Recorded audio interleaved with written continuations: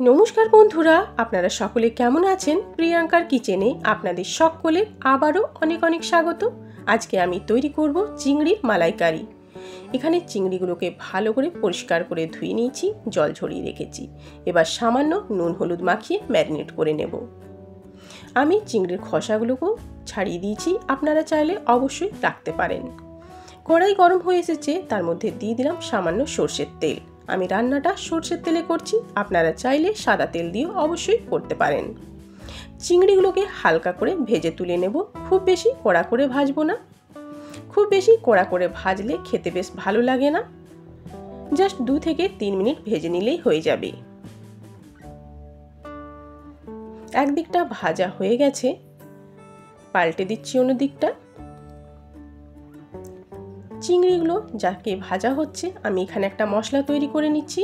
এখানে পেঁয়াজ নিচ্ছি, মোটামুটি একটার থেকে একটু বেশি পেঁয়াজ নিলাম, 5 কলি রসুন, 1 ইঞ্চি আদার টুকরো আর 2টো কাঁচা লঙ্কা।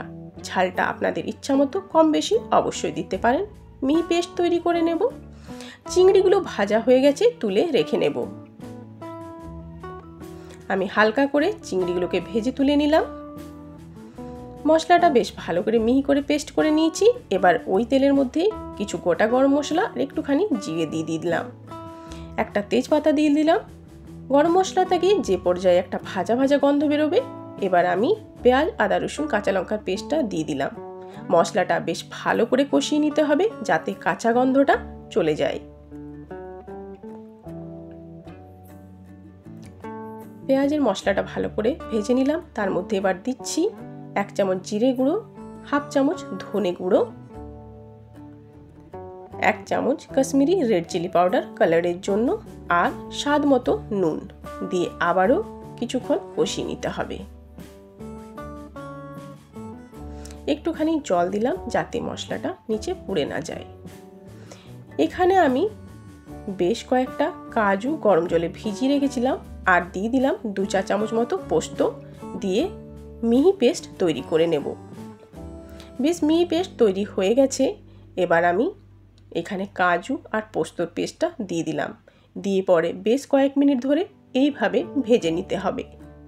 নারকেলের দুধ অ্যাভেলেবেল না থাকলে এইভাবে কাজু পোস্তর পেস্ট দিয়েও মালাইকারি অবশ্যই করা যেতে পারে। মিক্সির বাটি ধোয়া জলটা একটু দিয়ে দিলাম এর মধ্যে। আবারও বেশ কিছুক্ষণ এভাবে ভালো করে সব মশলা একসঙ্গে কষিয়ে নিতে হবে। মশলাটা বেশ ভালোভাবে কষানো হয়েছে, সামান্য একটু চিনি দিয়ে দিলাম।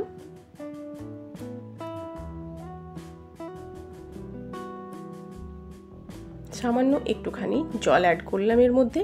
এবার এর মধ্যে দিয়ে দেব ভেজে রাখা চিংড়িগুলোকে, দিয়ে বেশ ভালোভাবে মিক্স করে নিতে হবে।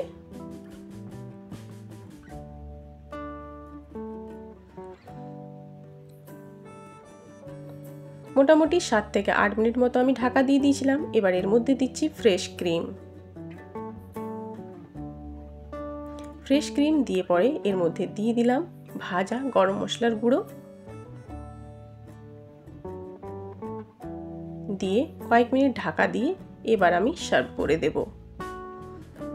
চিংড়ির মালাইকারি আমার রেডি হয়ে গেছে সার্ভ করার জন্য। তাহলে এই রেসিপিটা আপনাদের কেমন লাগলো অবশ্যই জানাবেন। ভালো লাগলে লাইক কমেন্ট শেয়ার করবেন, আর প্লিজ আমার চ্যানেলটাকে সাবস্ক্রাইব করবেন। আবার দেখা হবে আপনাদের সঙ্গে অন্য কোনো রান্নায়। ততক্ষণের জন্য অনেক অনেক ধন্যবাদ। ভালো থাকুন, সুস্থ থাকুন।